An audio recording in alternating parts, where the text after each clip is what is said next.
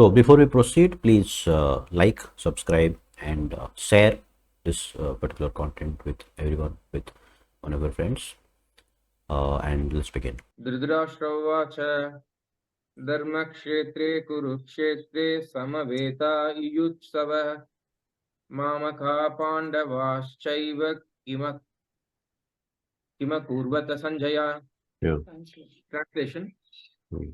Dhritarashtra said, O Sanjaya, after my sons and the sons of Pandu assembled in the place of pilgrimage at Kurukshetra, desiring to fight, what did they do? Purport. Bhagavad Gita is the widely read theistic science summarized in the Gita Mahatmya. There it says that one should read Bhagavad Gita very scrutinizingly with the help of a person who is a devotee of Sri Krishna and try to understand it without personally motivated interpretations. The example of clear understanding is there in the Bhagavad Gita itself, in the way the teaching is understood by Arjuna, who heard the Gita directly from the Lord. If someone is fortunate enough to understand the Bhagavad Gita in that line of disciplic succession without motivated interpretations, and then he surpasses all studies of Vedic wisdom and all scriptures of the world. One will find in the Bhagavad Gita all that is contained in other scriptures, but the reader will also find things which are not found elsewhere. That is the specific standard of the Gita. It is perfect theistic science because it is directly spoken by Supreme Personality of Godhead, Lord Sri Krishna. Yeah, so we'll discuss this part. Yeah, so if you just see this first paragraph itself, Prabhupada, every sentence is loaded with a lot of information. So why? So every statement and every word also you can understand from here. Widely read, that means it is read every. I mean, this is the most distributed and read book. And theistic science. Theistic science means it is basically propounding existence of God. That means it is not atheistic science, and it is also science. It is not theory. It is not imagination, concoction, and all of that. It is science. So that is a scientific understanding. Summarized in Gita Mahatmya. Gita Mahatmya is a specific book which is glorifying the glories of Bhagavad Gita. So there it says that one should read Bhagavad Gita very scrutinizingly. Scrutinizingly means in detail. That means we read Bhagavad Gita for understanding, for implementing, for inculcating those values into our own lives. At the same time, so I hope everybody has got a book with you so that you know what we are discussing. Yeah. Now, scrutinizingly means, so this is what is called as a scrutinizing reading. That means when we actually try to understand every word, every sentence, every detail, that's called scrutinizing reading. And with the help of a person who is a devotee of Sri Krishna, so this is also very important that if we read from anywhere else who is not connected or who is not devotionally inclined or who is not a devotee of Krishna, that is also going to keep the information hidden. The information cannot be understood completely. And to understand without personally motivated interpretations. So this particular statement rules out every other interpretation that is available in the world. So personally motivated interpretations, which basically means that it is supposed to be driven by the interpretation or the understanding that Krishna wants to provide to Arjuna. So the example of clear understanding is there in the Bhagavad Gita itself. So this is now going to come. In a way, in the way the teaching is understood by Arjuna, who heard Gita directly from the Lord. So the mode of Arjuna is to understand Bhagavad Gita, the mode of Krishna is to explain Bhagavad Gita, and both have to be there for a clear understanding. Now, if someone is fortunate enough to understand Bhagavad Gita in the line of disciplic succession, so this is also another profound understanding that we can understand the scriptures through disciplic succession. Disciplic succession means if you go back one page, yeah, if you go back one page, if you can see the disciplic succession. Hmm. Can you show that in the camera? Something? Just one page that where the disciplic succession is there. Now, whatever that we understand, if it is coming from the disciplic succession, then it is without motivated interpretation, and then it surpasses all studies of the Vedic wisdom. This is surpassing all studies of Vedic wisdom. So yesterday I was hearing Prabhupada's one lecture where Prabhupada says that if you want to understand Bhagavad Gita and understand any Vedic scriptures, then Tasmat Gurut Prapadyeta, it comes in the Vedic aphorism that one cannot understand Gita or any scriptures without having a bona fide representative of Krishna. And it is difficult for anybody to comprehend. It is difficult for people to understand without that disciplic succession. And when somebody understands through the disciplic succession without motivated interpretation, then he surpasses all studies of the Vedic wisdom and all the scriptures of the world. So now, how can Prabhupada make such a profound claim that just by understanding from a disciplic succession without motivated interpretation, that will surpass all studies of Vedic wisdom and all scriptures of the world. So this is a very tall statement that Prabhupada is making, because the fruit can be seen. The quality of the knowledge can be seen by the quality of the fruits. So you can see the transformation that is happening all throughout the world. Those people, those who follow a disciplic succession, and those people who actually try to understand Bhagavad Gita in this way. So you don't need to kind of go through every other scripture that is available in the world, every other religious books that is available in the world. This itself is sufficient. So one will, and this is another profound claim that Prabhupada is making. One will find in the Bhagavad Gita all that is contained in other scriptures, but the reader will also find things which are not to be found elsewhere. So this is a superlative degree of claim where Prabhupada is saying that, you will find everything that is all that is contained in other scriptures and also that is not found elsewhere. So basically, you don't have to go anywhere. Just read Bhagavad Gita, and with this particular, with a disciplic succession from a devotee, with the faith, without motivated interpretations. So with all those things, once we start reading this, then the understanding will be much more deeper. So that is the specific standard of the Gita. It is the perfect theistic science because it is directly spoken by the Supreme Personality of Godhead, Lord Krishna. So just within the first paragraph, if somebody reads, then this is kind of needs to get convinced that, yes, this is the one that I want to read. This is the one that I want to go through. Yeah, continue. The topics discussed by Dhritarashtra and Sanjaya, as described in the Mahabharata, form the basic principles for this great philosophy. It is understood that this philosophy evolved on the battlefield of Kurukshetra, which is a sacred place of pilgrimage from the immemorial time of Vedic age. It was spoken by the Lord when he was present personally on this planet for the guidance of the mankind.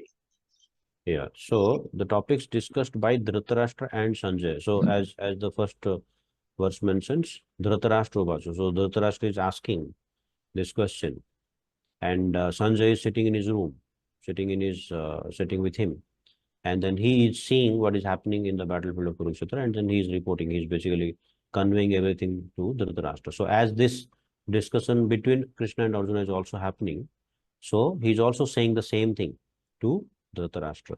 Now, another peculiar thing that Krishna spoke Bhagavad Gita to Arjuna, and Arjuna understood, and all those who were around, who were devotionally inclined, they understood.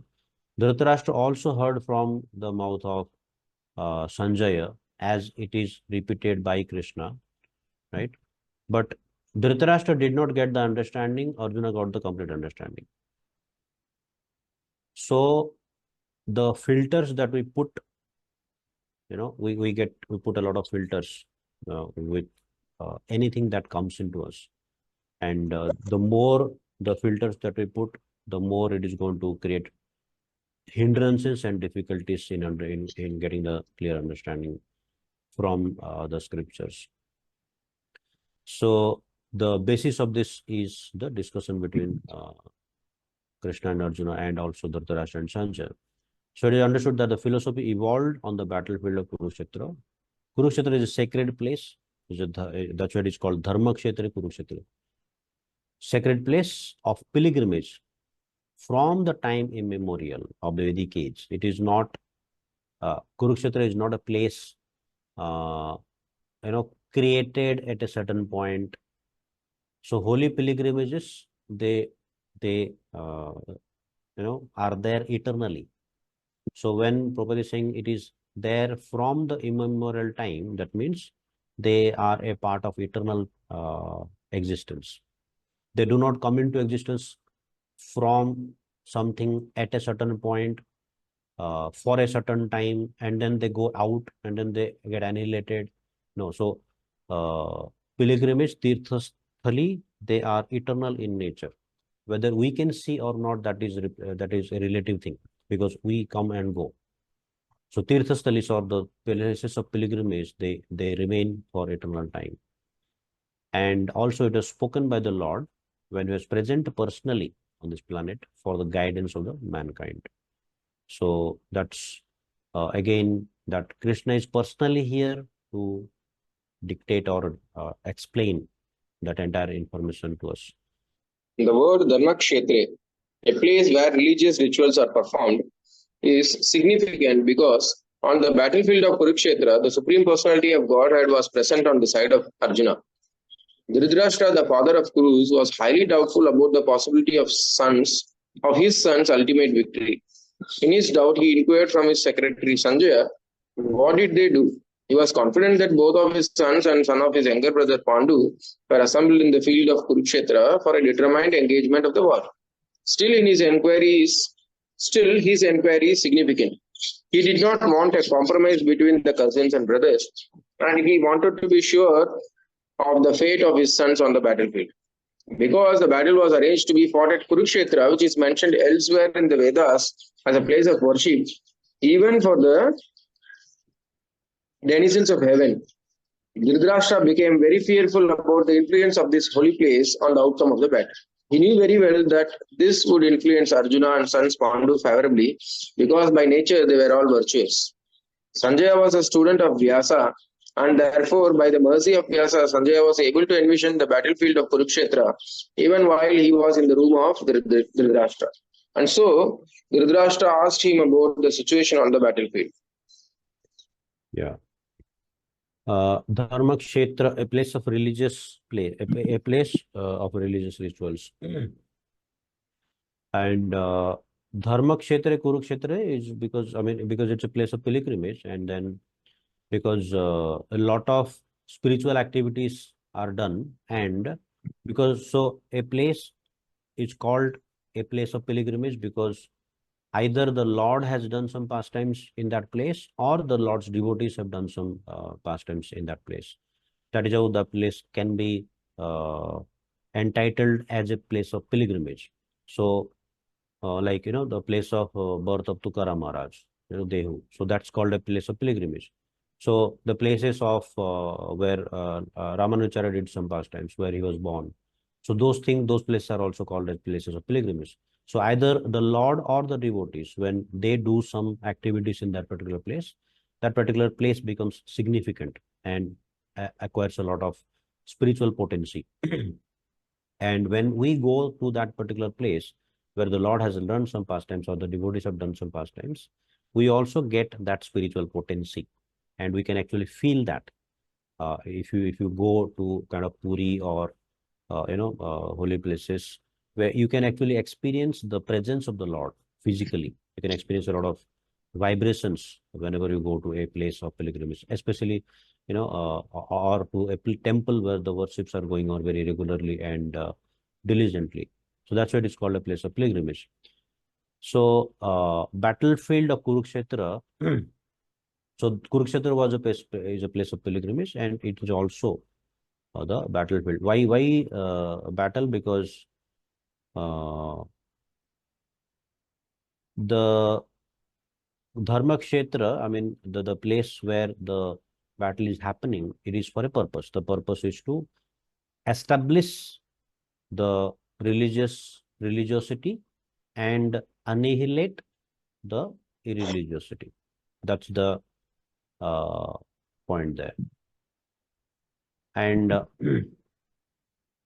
so, Supreme Personality of Godhead was present on the side of Arjuna. Now, Dhritarashtra is getting a doubt.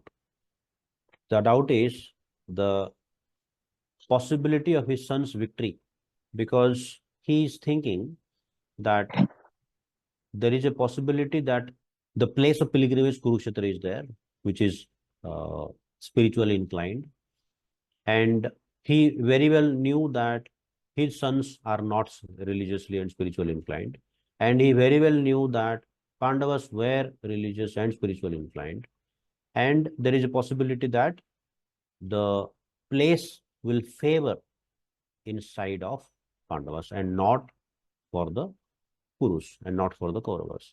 So that was his fear. So he was confident that. So his question looks like foolish, like, what did they do after they assembled there? So the question sounds like foolish because, I mean, they're supposed to engage in a fight and they have assembled together there. So the question does not arise, what did they do? I mean, why you are asking a foolish question? No, the question why he's asking, because he's afraid of the influence of the place of pilgrimage on his sons or on his sons or the sons of Pandu. So his fear is creating this doubt. He's thinking that if the place of pilgrimage is favorably inclined towards Pandavas, and uh, if the place of pilgrimage is also creating a favorable influence towards my sons may think that let us not do the fight. Let us not go for the fight and let us stop the fight. And Dhritarashtra never wanted the fight to cease. He wanted the fight to happen. So that's why he's thinking that why what did they do? But still, the Prabhupada mentioned that it's not they are not because they didn't hear all through, so they are not going to stop fighting anyways. So he did not want a compromise between his cousins and brothers, and he wanted to be sure of the fate of his sons on the battlefield. And so this is also very peculiar that he wants the fight to happen, and he also wants his sons to win, his fate of his sons on the battlefield. Now, because the battlefield was arranged to be fought at Kurukshetra, which was also mentioned in the as a place of worship, even for the denizens of the heaven. Now, because the place of Kurukshetra, so any place of pilgrimage, as I mentioned, becomes a Tirtha Yatra, so it becomes a place of worship even for the heavenly denizens. So everybody come to worship there. Now, Dhritarashtra becomes very fearful about the influence of the holy place on the outcome of the battle. That's what he's explaining here. And so because the Pandavas were by nature all virtuous, and he was afraid that the impact of the place will happen on the favorable side towards the Pandavas. So now also Prabhupada mentioning about the Sanjay being the student of Vyasa, who had got the mercy of Lord Vyasa, as he can see whatever is happening on the battlefield of Kurukshetra and report to Dhritarashtra. Both the Pandavas and the sons of Dhritarashtra belong to the same family, but Dhritarashtra's mind is disclosed herein. He deliberately claimed only his sons as Kurus, and he separated the sons of Pandu from the family heritage. One can thus understand the specific position of Dhritarashtra in his relationship with his nephews, the sons of Pandu. As in the paddy field, the unnecessary plants are taken out So it is expected from the very beginning of these topics that in the religious field of Kurukshetra, where the father of religion, Shri Krishna, was present, the unwanted plans like Dhritarashtra's son Duryodhana and others would be wiped out, and the thoroughly religious persons headed by Yudhishthira would be established by the Lord. This is the significance of the words Dharma Kshetre and Kurukshetre apart from their historical and Vedic importance. So both the Pandavas and and the sons of Dhritarashtra and the Pandus, they are all belonging to the same family. And if you see, sometimes Krishna also mentions Arjuna as Kuru, because they are all in the same Kuru dynasty. But Dhritarashtra specifically, he is separating his sons to be Kurus and the sons of Pandus to be Pandavas. He is naming them separately. So this is also, so one of the words that is coming in the sloka is called Mamaka Pandava. Mamaka means my sons. Pandavas means Pandu's sons. So he has separated Pandu's sons to be separate from the family heritage, and he's saying Mamaka. Mamaka means my sons. Now this Mamaka has got a wide variety of understanding.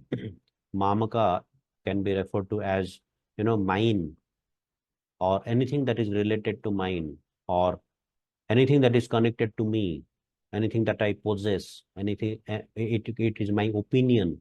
So all of that thing, me, mine, and everything, it could be my opinion, it could be my possession, it could be my family, it could be my property, it could be my job, it could be my, profession, it could be my, degrees, all of that, and even to my body and my intelligence and my mind and all of that. So Mamaka is a extrapolated expression of our false identity. And that's what Dhritarashtra is posing here, his false identity to be the sole heir of the entire Kuru dynasty. And even though he was the elder son of the previous generation, still he was not entitled to the throne, and that created a huge rebel within himself. The name Dhritarashtra also signifies as Dhrita means one who is attached, and Rashtra means to the kingdom. So he is very, very attached to the kingdom. And his mind is basically getting disclosed here, that he is deliberately claiming the inheritance to be his own, and then the Pandavas are separated from his inheritance. So the Pandus, so here also Prabhupada is saying that in a paddy field, the unwanted weeds are taken out. So when the father of the religion, Sri Krishna, is himself present, so it's like, so if there is a Mali or a gardener or a person who is taking care of, a particular field, so he will take care, he will see that the weeds are taken out and the crops are well nourished. So crops have to be well nourished and the weeds have to be taken out. So who are the weeds here? Unwanted plants like Dhritarashtra's sons, Duryodhana and others, would be wiped out. So this has already been predestined, this has already been predecided. Every effort to avoid the war has been made so far, and none of the Kauravas, they want that war should not happen. Everybody wants the war should happen. And even the Pandavas did not want the war to happen, but then because the other party did not relent, so they have to, be present to fight the war. But because it is it is fought on a religious ground, so the winner will be decided by the person who is the father of the religion, those who follow the religious principles. Now, irrespective of the volume of the army, irrespective of the skills, irrespective of the intelligence, irrespective of the number, the winner, the victorious person will be decided by the father of the religion, who is Sri Krishna himself. So specifically speaking, here Prabhupada is mentioning that thoroughly religious persons headed by Yudhishthir would be established by the Lord. So Lord is the father of religion, and Yudhishthira Maharaj is also known as Dharmaraj. Dharmaraj because he's the follower of the religious principles to the core, and to such a degree that he does not mind any kind of inconveniences happening onto him or his family, but he would withstand the religious principles no matter what happens. So that's a brief understanding of this particular verse. So I hope that helps, and we'll continue from tomorrow.